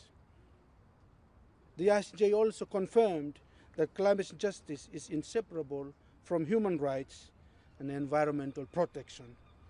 It affirms that nations cannot turn their backs on those suffering the consequences of harm caused by others and ongoing inaction. The advisory opinion will be an essential tool that we in the Global South will use at the next meeting of the United Nations General Assembly, the UN's Climate Change and Biodiversity Conferences, and everywhere to advocate for climate justice so that our generations can enjoy the future we want. Thank you very much. Thank you, Mr. Kiloe. Lastly, we will hear from Vishal Prasad. Please go ahead, Vishal. Thank you, everyone. Pulavinaka. Indeed, it's a truly historic day for climate justice. 6 years ago, young people from the Pacific decided to take climate change to the world's highest court, and today the ICJ has responded. In no uncertain terms, it has told the world that climate impunity is no longer allowed. and that those who have caused the greatest harm are required to provide remedy to people most affected by climate change. By affirming the science, the ICJ has mandated countries to urgently phase out fossil fuels because they are no longer tenable. For small island states, communities in the Pacific, and for young people, and for future generations, this opinion is a lifeline and an opportunity to protect all that we hold dear and all that we love. This ruling is also a testament to the resolve of people everywhere. Those at the front lines who chose not to allow the decisions of a minority of countries to dictate the future of the global majority. Instead, this advisory opinion today provides us a foundation to build a better, sustainable, and more equitable future for all of us. I am convinced now that there is hope and that we can return to our families and communities back home in the Pacific saying the same. Today is historic for climate justice, and we are one step closer to realizing this. Thank you. Thank you, Vishal. Now we will take questions from here at the Peace Palace and some from the Zoom chat. Please raise your hand if you have a question and state your name, media outlet, and to whom you are asking the question. Go ahead. Sophie van Berg from Reuters. I want to address my question to maybe Ralph and Margarethe. Can you explain how this ruling might be used in further climate litigation from states against polluting states? Because we've heard that they have an extra obligation. Can you kind of draw out how they would use it, and do you have plans to seek other cases?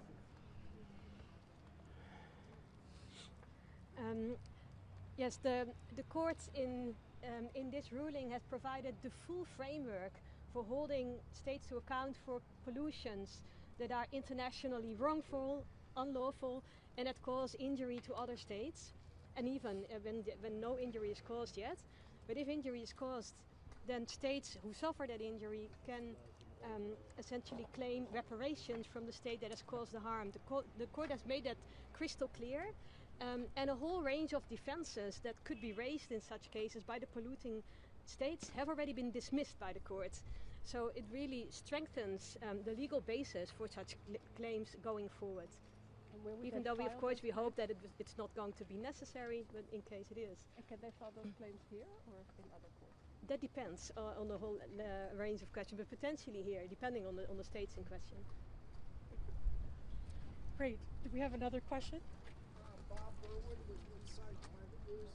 Can someone speak to the section that addresses reparations and what that might specifically mean, especially in the context of next steps at the UN? Thank you. Go ahead, Margarethe. Just so everyone can hear, the question is about reparations. Please stand in the middle in front of the microphone. So here, the court has provided critical guidance that is very helpful to those seeking climate justice. The court has made it clear that the law of state responsibility applies to losses and damages from climate change.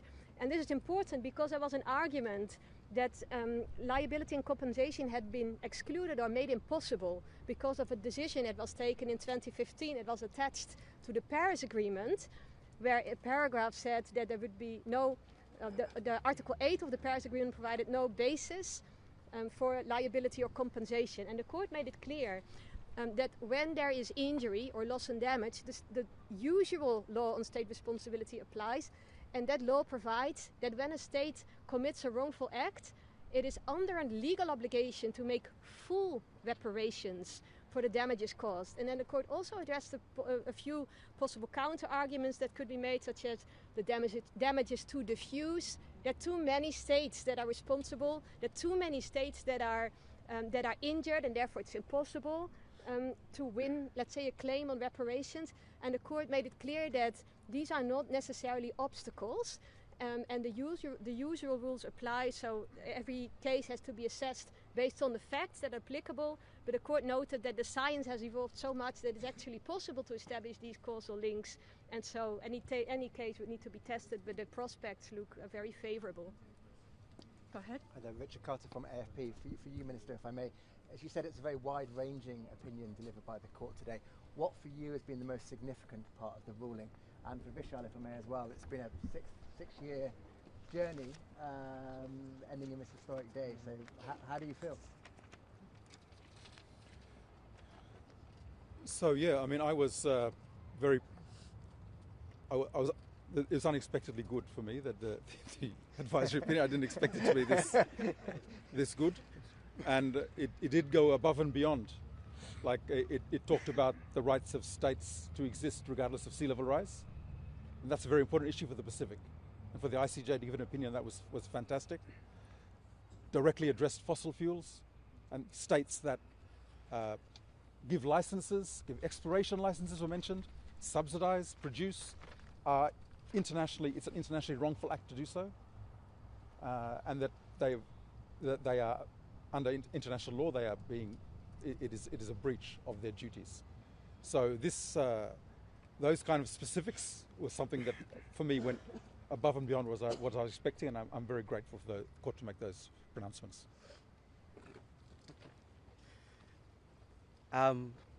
I think I'm completely overjoyed with what the outcome of the opinion has been, and we're still trying to digest it. As someone said, we all might be in a state of shock at the moment with what the court has given us, and I think it sends a strong message for all of us and to young people everywhere that there is still hope, and there is a chance, and there's a reason for us to keep fighting, because as we said, that this advisory opinion is a tool for climate justice, and boy, has the ICJ given us a strong tool to carry on the fight for climate justice, and so we're very glad. Thank you. I'm taking a question from our Zoom chat, either for Margareta or Minister Regenvanu. This is from John Anger at Bloomberg. The U.S., the world's largest historical emitter, doesn't recognize the ICJ's legal authority. So what impact will this ruling have on the U.S.? Yeah, I would correct that statement. The court has two judicial functions, an advisory function and a function to settle disputes between states.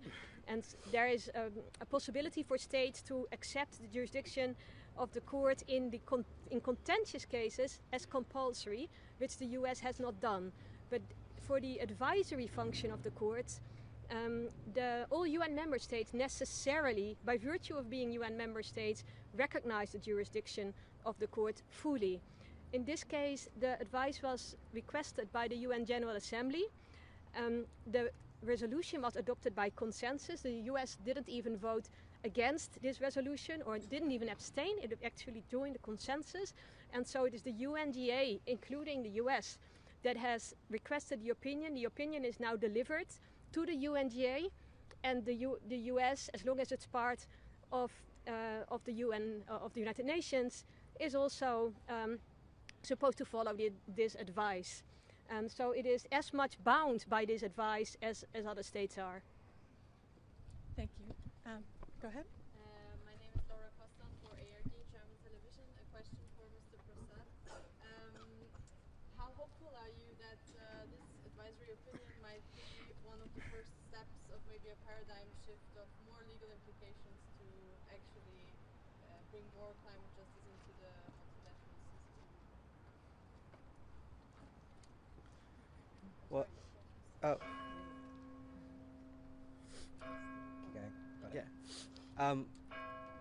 I think I'm very hopeful that this advisory opinion will bring the transformational shift that we've been calling for. I think this journey started, and the transformational shift started when the proceedings at the ICJ started, with many of the global South countries, many that have not been at the ICJ before, who have not presented themselves or have been part of the ICJ proceedings, have participated in such a manner. They came out in numbers, and this was a complete shift into what we normally see, and I think that shift has begun in the written proceedings, the oral proceedings, with a number of indigenous voices, arguments, women, young people speaking, and the diversity of arguments. And this advisory opinion acknowledges all of that in the strength in its strength, and I think it sets the foundation for a transformational shift beyond into multilaterals, in the courtrooms, and at national and regional level. So again, a big reason to be hopeful. Could this advisory opinion have been any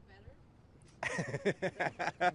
I mean, we were talking about this, that everything we asked for, everything we had hoped, seemingly is in this advisory. Of course, we'd have to go forward and read the whole opinion, which is going to be many, many pages long.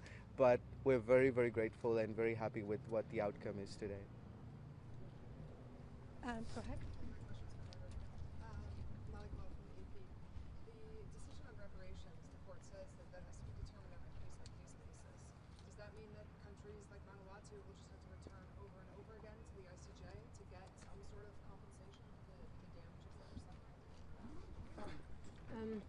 Hopefully not. Hopefully, the confirmation of the law as it applies is enough for those who would owe reparations to actually start providing them, because these same states, the big historical polluters, essentially have been arguing that they are under no obligation to make reparations. They provide it on a voluntary basis, if and when they please, and as much or as little as they please. And so the court has made it crystal clear that if you do not provide reparations that are, I think it's implicit, proportionate to your contributions, then you can be held to account, and many states may prefer to actually voluntarily then scale up the contributions that they're making, for example, to the loss and damage fund, than actually to be confronted with litigation. Great. I will take another question from Zoom. This is for Margareta from Ben German with Axios. The ruling gets into the NDCs under Paris at some length. The common wisdom has been that NDCs under Paris are non-binding statements of targets and aspirations. My question, does this ruling open the door for legal challenges that rest on failure by countries to implement their NDCs? Absolutely. The court made it very clear that failure to implement an NDC would amount to a lack of good faith and a violation of the state's obligations. And it's not only that, the content of the NDC also has to be consistent with the goals of the Paris Agreement, including the 1.5 temperature goal. And so if that is not the case, and of course that raises some complexities, but in some cases it may be clear that it's not aligned with 1.5 of its common but differentiated responsibilities, and then indeed it's clear that there is a breach of obligation and a litigation could be pursued. Go ahead. Are there any consequences Vanuatu can draw right away from this opinion?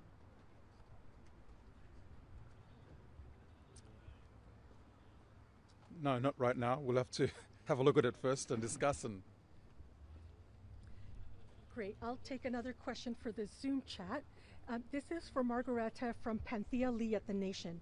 Intergenerational equity has long been treated as a soft law principle. Do you think the ICJ's affirmation of obligations to future generations moves it closer to becoming a binding norm in international law? What is new here? Yes, the court in fact explicitly confirmed that intergenerational equity is a binding principle, and it is applicable to the conduct that has caused climate change. It specified that intergenerational equity informs the interpretation and the application of the other treaty obligations. So take, for example, human rights. The right to life must be interpreted in light of intergenerational equity. The same with all the climate obligations, with all the other obligations on the law of the sea and so forth that the courts specified. So the implications are really far-reaching. Any questions here? I have one question. Yes. Hi, Meike Weijers for Dutch public broadcaster NOS. I do have a question for Minister Regenbanu. As everyone knows, climate change is happening right now. It's unfolding as we speak, and there is a time pressure. Now, are you concerned that now that there may be a lot of new climate cases happening all over the world, that it's still going to take quite a long time before those actions will actually be taken? And do you have any plans to avoid that long period of time from happening and get action quicker? Well, I mean, this initiative was part of that, trying to get action quicker, because we've been in the UNFCCC process for 30 years. We are we're pulling all international levers possible. We were part of the COSIS group that went to the ITLOS and got that advisory opinion. We made a submission as part of the Inter-American Court of Human Rights. We are pushing for the law, a crime of ecocide, to be recognised in the ICC. We're part of the Fossil Fuel Non-Proliferation Treaty, pushing to get member countries that. So we're trying everything possible at international level to speed up action. This is, I think today has been a very concrete contribution to that, speeding up of action. Great. I have another question from the chat from Margareta. This is from Marlise Simons at the New York Times.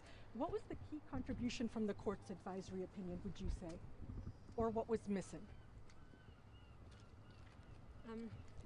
Well, the key contribution is really twofold. That this whole spectrum of obligations applies to the conduct that has caused climate change. And when we look at conduct, we shouldn't only look at states' emissions, but also at what they fail to do, regulating private actors or providing fossil fuel subsidies, providing finance or not doing so, or not providing enough. And so that conduct needs to be assessed in light of these obligations. And then if you do that, many states will actually fall short of these obligations. And once that is established, the law of state responsibility applies. And that is just you can say, the foundation of international law itself. It means that when you commit a wrongful act, you violate your obligations, you can be held responsible. You need to stop doing that unlawful thing, or failing to do what you need to do, and you need to make reparations for the injury that you have caused with that wrongful conduct. And so the implications are really tremendous. If you think about essentially the polluter pays principle, which you can say is a simple way of summarizing all of this, it means that the era where polluters can freely pollute and can argue that their climate policies are a matter of discretion, they're free to decide on their climate policies, that era is really over. We have entered an era of accountability where states can be held to account for their current emissions if they're excessive, but also for what they have failed to do in the past. So the Kyoto Protocol was mentioned as an example, that if states can still be held to account for failing to meet their obligations under the Kyoto Protocol. And it's just an illustration of how we can also look back and ensure that the harm that has already been inflicted can be repaired. Okay, thank you. We have one more question on chat. Is there any last question from the audience here? No, okay. So this is the last question. It's for Minister Ralph. It's a question from Sanjeshni Kumar from the Pacific Islands News Association. What message would you send to major emitters following this opinion?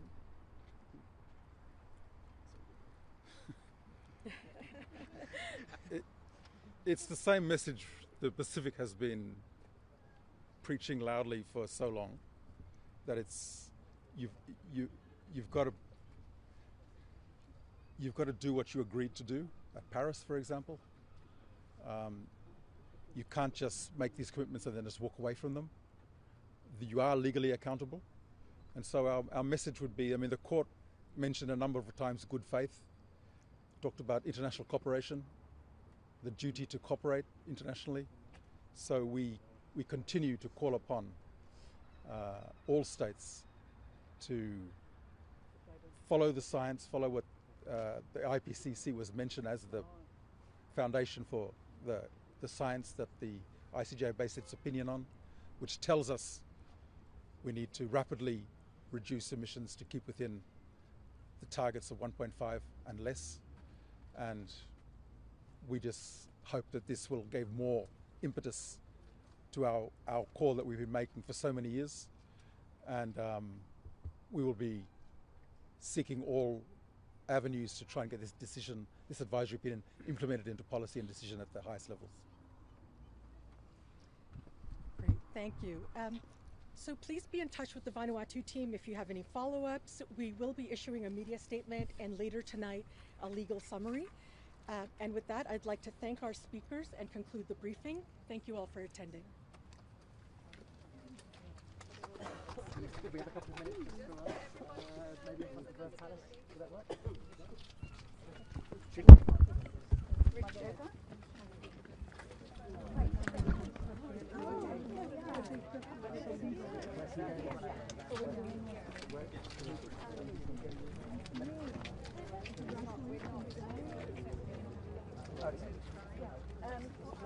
You said one of the most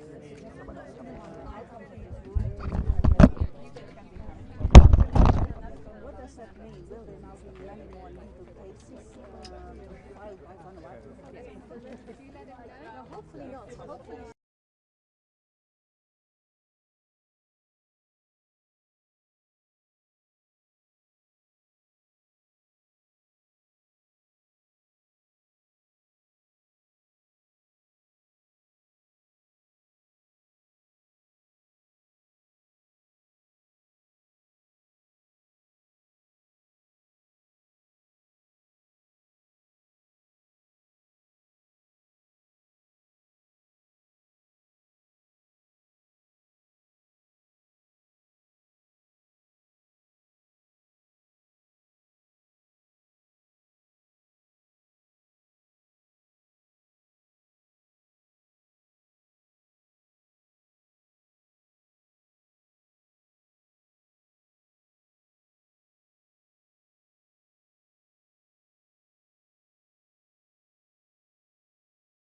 One shaped not just by power, but also by principle. We welcome the Court's opinion and its recognition of key legal principles that AOSIS and our member states have consistently advanced. The opinion reflects a clear, unanimous, and progressive understanding of the international legal framework that governs the global response to the climate crisis. And we want to focus on 4 areas that are different than what our colleagues spoke to. So first, and crucially, the Court found that the 1.5 degree temperature limit is a scientifically based consensus under the Paris Agreement and is now a legally binding target. This is a revolutionary development. For SIDS, holding the line at 1.5 degrees is not negotiable. It is essential for the survival of our people. Second, we are especially encouraged by the Court's affirmation of the duty of international cooperation as part of customary international law. For SIDS, climate change is not a distant threat. It is a present and intensifying challenge. Addressing it requires more than voluntary action. It demands collective, sustained, and legally mandated cooperation. The duty to cooperate is foundational to climate justice and to international environmental law. Third, AOSIS strongly supports the Court's finding on the stability of maritime baselines and entitlements, even in the face of sea level rise. AOSIS has long asserted that the law of the sea must provide certainty and security for low-lying island states. The Court's recognition that climate change must not undermine the rights of SIDS under UNCLOS is a crucial affirmation for legal stability. And fourth and finally, we echo the Court's approach to the continuity of statehood. AOSIS has consistently maintained that the loss of habitable territory cannot and must not extinguish the statehood, sovereignty, or international rights of states. The Court's opinion reinforces that the legal existence and identity of states persist, even amid changes to territory. And we frequently hear small island developing states described as the moral voice in international relations. Today, however, we have demonstrated that our engagement transcends moral imperatives. This is fundamentally about legal obligations, established rights, and the binding force of international law. The ICJ has shown the path forward. This advisory opinion must now inform and strengthen the global response to climate change, including in negotiations under the UNFCCC and the Paris Agreement, and guide the interpretation of international obligations across all forums.